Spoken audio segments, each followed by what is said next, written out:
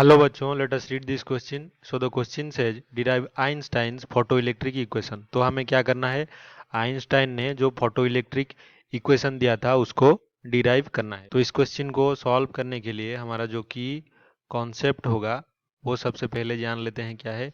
तो ये हमारा है फोटो इलेक्ट्रिक इफेक्ट।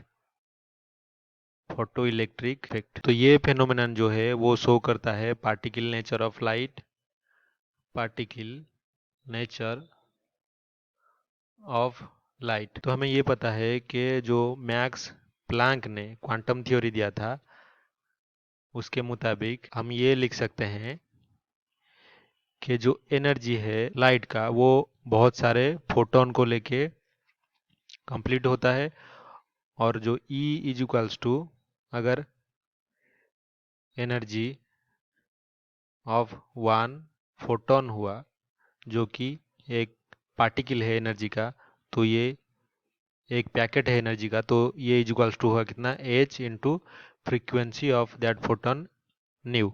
h यहाँ पे क्या है, प्लैंक्स कांस्टेंट, तो इसको दे देते हैं इक्वेशन 1। तो अभी अगर हम डायग्राम बनाएं तो ये हमारा अगर मेटल सरफेस है, मेटल सरफेस, तो इस पे हमें क्या गिराना है, जो लाइट है वो आके इस मेटल सरफेस पे गिरेगा और जिसका कि फोटोन का फ्रीक्वेंसी होगा न्यू। तो आइंस्टाइन के फोटो इलेक्ट्रिक इफेक्ट के मुताबिक इससे मेटल सरफेस से क्या होगा, जो इलेक्ट्रॉन्स हैं नेगेटिव चार्ज्ड पार्टिकल वो इजेक्ट होंगे। तो ये इलेक्ट्रॉन्स कितने काइनेटिक एनर्जी के साथ इजेक्ट होंगे उसका और ये फोटोन का जो एनर्जी है दोनों के बीच में जो रिलेशन है वो हमें क्या बताता है, आइंस्टाइन्स फोटो इलेक्ट्रिक इक्वेशन।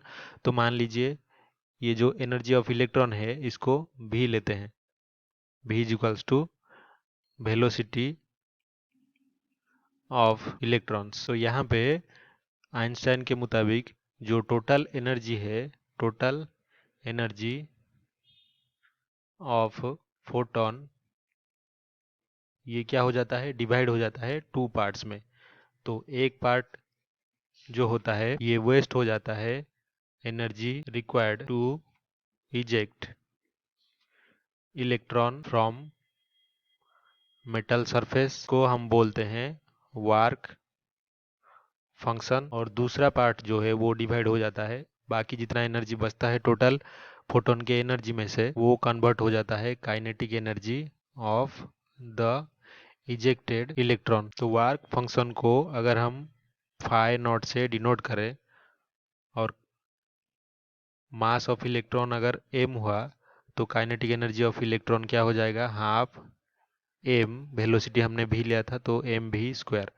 तो हम ये लिख सकते हैं कि जो एनर्जी होगा फोटोन का यानी कि h into frequency of photon nu, ये इज इक्वल्स टू हो जाएगा phi naught plus half m v square. अगर हम ये मान ले कि जो मेटल के इनसाइड या फिर उसके सरफेस में अगर इलेक्ट्रॉन और इलेक्ट्रॉन के बीच में कोई कोलिजन ना हो रहा हो, if no energy is lost due to internal collision of electrons, internal collision of electrons, तब क्या होगा, ये जो वेलोसिटी है इलेक्ट्रॉन्स का वो मैक्सिमम होगा। क्यों, क्योंकि जितना एनर्जी इलेक्ट्रॉन्स गेन करेंगे काइनेटिक एनर्जी उससे ज़्यादा नहीं हो सकता, क्योंकि इंटरनल कोलिजन नहीं हो रहा है तो एनर्जी लॉस नहीं हो रहा है। तो जो भी एनर्जी बचेगा वो डायरेक्टली कन्वर्ट हो जाएगा किसमें, half m v max square में। तो इसी को अगर हम इक्वेशन में हमारे पुट करें तो हम लिख सकते हैं कि h nu is equals to phi naught plus half m v max square. तो यही हमारा क्या है, जो आइंस्टाइन का फोटो इलेक्ट्रिक इक्वेशन। तो इसे हम क्या लिख सकते हैं, आइंस्टाइन्स फोटो इलेक्ट्रिक इक्वेशन। तो हमें क्वेश्चन में यही इक्वेशन को डिराइव करने के लिए दिया था, तो फाइनली हमने उसे डिराइव कर लिया। I hope you have understood this well. Best of luck.